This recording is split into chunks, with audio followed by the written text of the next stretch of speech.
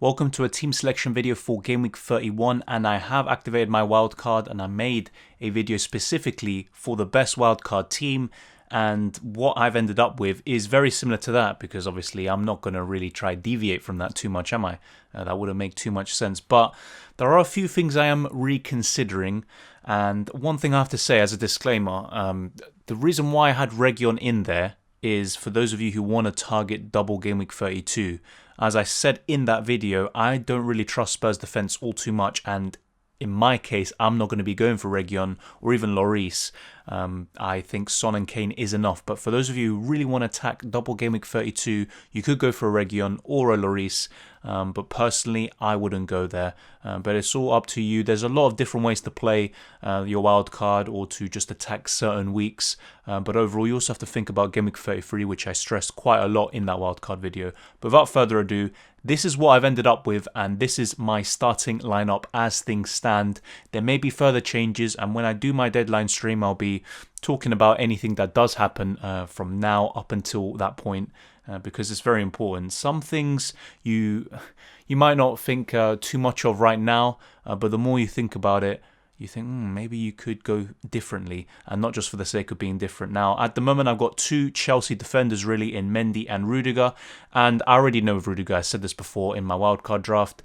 He isn't nailed. Azpilicueta's nailed. If you want someone who's nailed, then go for him and Mendy. But for that extra 1.2 million, yeah, he does get the bonus points. He's got a bit of attacking potential about him as well. But Rudiger, he can also get bonus points. And whenever he plays, he should do pretty well. And I think Chelsea are a better defence with him in it, at least under Thomas Tuchel. So I am going with him at the moment. And Mendy up against Crystal Palace away. Yeah, they do have Zaha, but they tend to be pretty poor going forward. So you'd be hoping for a Chelsea clean sheet there. I think a triple up in Chelsea defence is excessive, but having one or two I think is the perfect number, and it's the sweet spot. So that's what I'm going to go with. Now with Diaz, it's an interesting one. Apart from that Spurs game where he was ill, he's played 90 minutes in every single Premier League game. But will that change now with the second leg against Borussia Dortmund coming up, with the FA Cup semi-final and also the Carabao Cup final? Will Diaz continue to start every single game?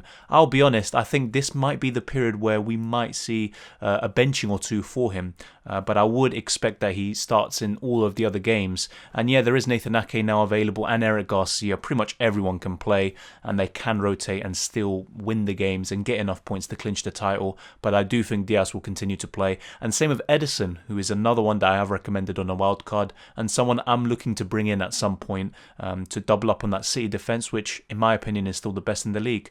Now, Trent Alexander-Arnold, obviously this recording is coming off the back of their result against Real Madrid, and yeah, Trent Alexander-Arnold had a disaster class, but I still think with the fixtures, with his attacking potential, I still think he's a great option. And if you are tripling up on Liverpool, Salah, Jota and Trent is the way to go in my opinion. There is Robertson, but I think apart from the beginning of the season, maybe for the first few months up until November, December, ever since then Trent has outperformed Robertson. But either way, both of them have been very hit and miss this season, there's no doubt about it. But I do think Trent Alexander-Arnold will do very well. And we've also got Maddison in there. I think he's a great option. He's a differential still, around 5% ownership. And he's actually returned in all of his last 5 away matches. So hoping for more of the same. And I do think he is being overlooked somewhat, especially on wildcard, as everyone talking about Pedro Neto, Lingard, and rightly so, Diego Jota. But Maddison is also a fantastic option potentially, and he could do the business. Now, Bruno Fernandes, yeah. This is where the kind of thing that I was kind of talking about ambiguously towards the beginning of this video. You could perhaps go without him, and I'm actually considering it myself now. Maybe going for a Kevin De Bruyne if I back him to start against Leeds, or Salah, and doubling up on that Liverpool attack for now, and then bringing Bruno in game week 32 or 33, it depends. But yeah, that game against Tottenham, yeah, to be fair, he did return last season with a penalty, and even this season with another penalty.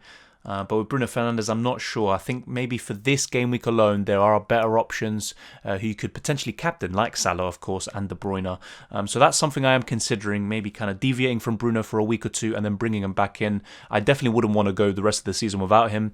And to be fair, even though he does play Spurs, just going without Bruno, you don't feel too comfortable with that.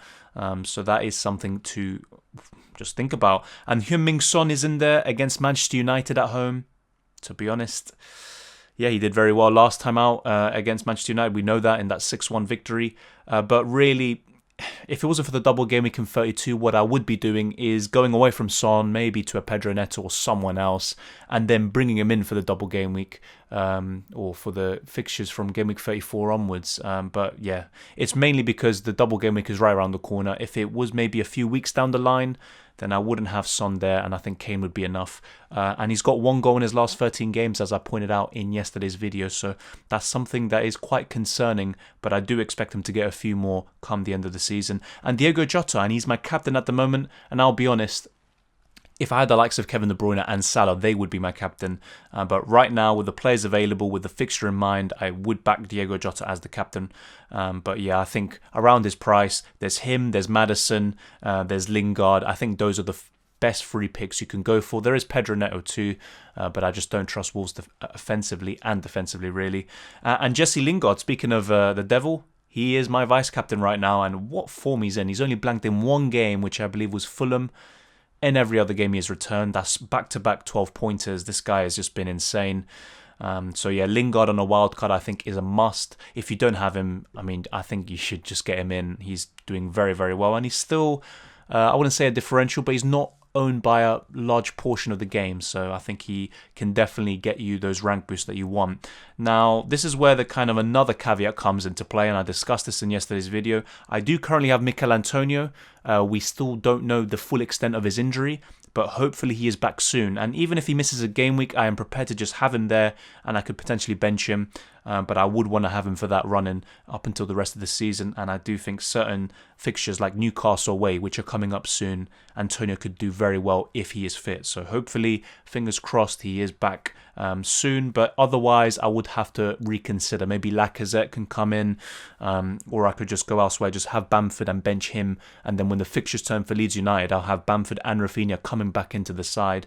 And Harry Kane, I think a bit like Bruno, not much more needs to be discussed, but yeah, with Harry Kane, I just, even on a wild card, even if he's facing Manchester United with the double game week around the corner and stuff like that, you don't want to be in a position where you need to make 2 or 3 transfers to bring him back in. I just think get him in, and even if he blanks against Manchester United, so be it. He's a great triple captaincy option even in 32 and beyond. So Harry Kane, I think, is just going to be in my team up until the rest of the season. Now, my bench, this is how it's looking at the moment. And yes, Aston Villa have poor fixtures. I probably won't be playing Martinez for pretty much every single game. But the reason why I have him is because I have a lot of value tied up in him. I don't need the extra 1 million or 1.5 million to maybe move him to 4-star and then upgrade another position. I don't need that.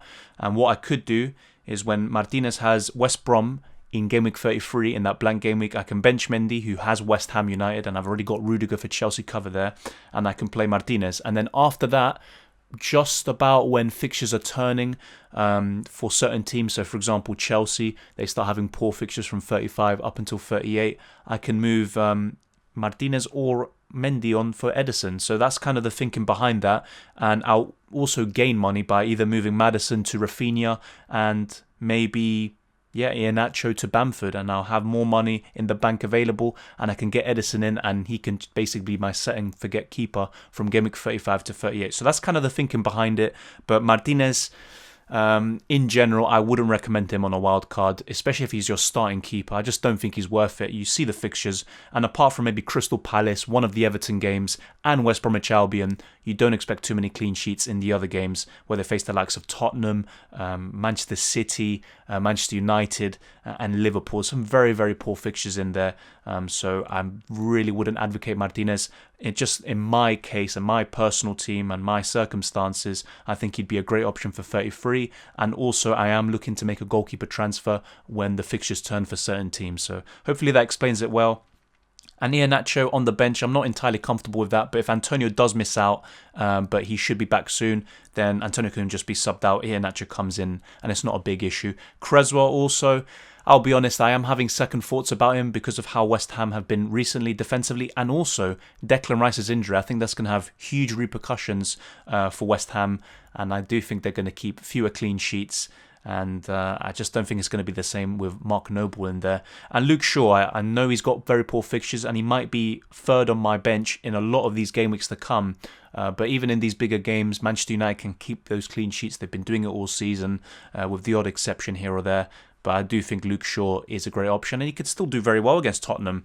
But I still wouldn't start him over the likes of Trent, Diaz or Rudiger. But that's how my team is looking at the moment. In terms of plans, I've kind of alluded to it earlier, but just to make it clear, what I'm looking to do is from game weeks 34 onwards, bring in the likes of Rafinha and Bamford back in, probably for Maddison and Iheanacho. But if not, I might just keep Maddison, depending on how form plays and stuff like that, and maybe I'll get rid of another midfielder instead. And in terms of other players, Martinez could become Ederson, and if not, it could be Mendy, but most likely I think it would be Martinez making way for Ederson. And other than that, I think at the moment I don't have too many plans in terms of players to move on in a few weeks' time. But yeah, one thing I could do is instead of going with Bruno Fernandes on this wild card, I could go for De Bruyne or Salah if I back them to start. Salah should, but De Bruyne, there's always that question mark with Manchester City and Pep Guardiola. But I could get rid of him and then get Bruno Fernandes in game week 32 or 33. So that's something that I am thinking about. Hopefully that explains my transfer plans pretty concisely. And then yeah, Antonio, depending on his injury, I might get Lacazette or I might just get Bamford and keep him. And I don't need to make that transfer in game week 34. So hopefully that explains it. And I know the structure of this video is pretty different because normally I talk about how my team did in game week 30 and then I start doing, I talk about the next week, the week coming up. But with this wildcard being activated and maybe a little change in structure of these videos, hopefully you do enjoy it. But let's talk about quickly how my team did in game week 30. And I got 60 points, a small green arrow to 106k. I was around 112, I believe, before the week. I've got 1,913 points, so it's not too bad. But looking to break into that top 100k, I've still got that triple captaincy, which is very likely to go on Harry Kane in game week 32. We'll have to wait and see there. One kind of problem with that is that the Southampton game, the second game for Spurs in that game week, is only 4 days before the Carabao Cup final. So that's something to bear in mind. That kind of puts me off. Maybe there might be some rotation there, or Harry Kane's going to be substituted off early. Same with the likes of Heung-min Son. But yeah, overall pretty happy with that. The second wild card and the triple captaincy, the hope is that those two chips can push me into the top 100k and then start to aim for top 50k and have a decent finish for the rest of the season. When I look at my team, how it did, I discussed Lingard. He was the standout in this week, along with Harry Kane, captain. They did very well for me. Without them, it would have been a disaster. Bamford blanked, which is unfortunate, but I'm not even too surprised, to be honest. Rafinha got the assist, but really he could have done better. I think Rafinha had the potential to score and assist more. I don't think it was his greatest game anyway, but regardless, he got the 6 points. Bruno Fernandes, 5 points, and he was actually originally my captain against Brighton. I looked at his record against Brighton and I just thought he had a haul in him. But in the end, I changed to Kane. I looked at recent stats and stuff like that. But Bruno Fernandes still got the assist at least. Antonio, very disappointing. He got substituted off early due to an injury, and hopefully he comes back well soon. Heung-min Son was, he came off the bench in the second half, which was very surprising. Jose Mourinho kept talking about as if he was going to play him. In the end, he trolled us all. But yeah, Heung-min Son, I know some of you might have captained him, and that is quite unfortunate. I do think he actually had the potential to do very well this week, but it's very hard when you come off the bench. And then I look at my defence, it's just awful. I mean, we'll speak about the worst last, but Digne 1 point, got the yellow, conceded a goal to Palace towards the end. Very disappointing. Azpilicueta, 0 points. It's just incredible, isn't it? And I nearly went for Alonso, but really just a 3 point difference. But Alonso owners can feel very unlucky. He could have gotten a goal and assist, and if Chelsea were actually, set up correctly, they could have got the clean sheet, and Alonso would have got bonus points. But a lot of ifs there. In the end, it just didn't happen for Chelsea this week. But I would expect them to pick up from where they left off in game week 31. Dallas, 2 points, very disappointing too. He almost scored himself, and I do think he won man of the match. I think Sky gave him man of the match, but we don't get any points from that. So what? Who cares really?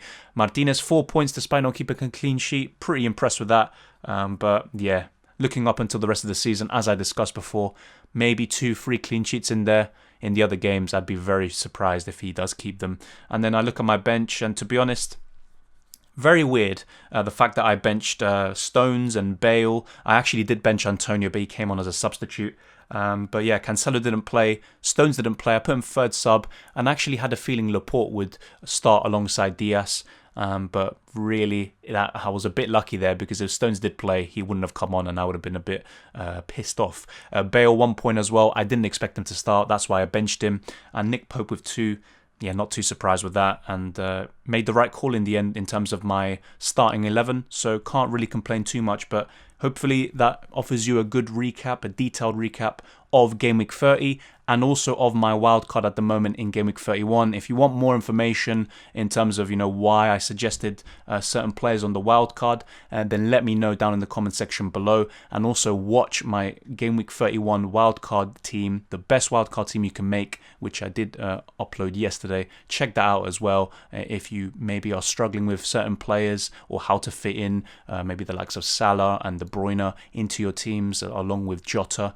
There's a lot of different ways you can go about it. There's no right way, and to be honest, I think this is a great chance to go different in certain areas, have some differentials like Maddison, who can really boost you up the ranks. I think it's a crucial time, and good luck with the rest of the season, and thank you for watching. If you can, smash the like button and subscribe if you're new around here. I'd really appreciate it, and more UCL fantasy and FPL videos to come, including a deadline stream 1 hour before the deadline in FPL. And when is that actually? Let's actually have a check.